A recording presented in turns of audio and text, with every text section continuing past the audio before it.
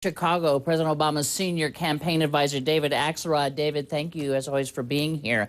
Let's start out with a really simple yes or no. Do you agree with the president that the private sector is doing fine?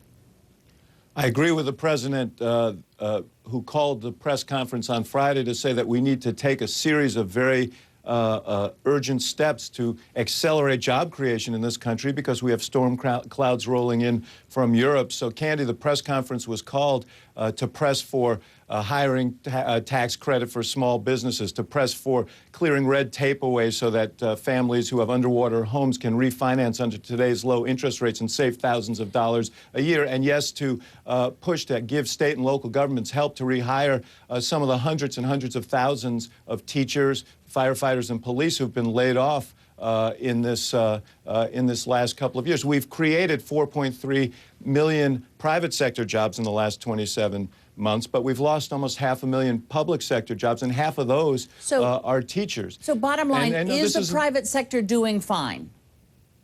The private sector, we need to accelerate job creation in the private sector. One of the ways that we can do that is putting teachers and firefighters and police back to work because those are good middle-class jobs. That's the public sector. That'll help accelerate, but that'll help accelerate the recovery. The small business tax cut will help the private sector. The refinancing will help the private sector because people have more money in their pockets to spend. There are a series of steps that we can take right now that will help undergird the economy against the forces that are arrayed. You see what's going on in Europe in particular. We had the first quarter of this year was the best in terms of private sector job creation, was the best in 6 years. We've had a slowdown in the last 3 months, largely because of global events. What the president has said is that we need to take some urgent action, and he's called on Congress to do that. They've sat on their hands thus far. They're more eager to have a debate over. They're more eager to have a debate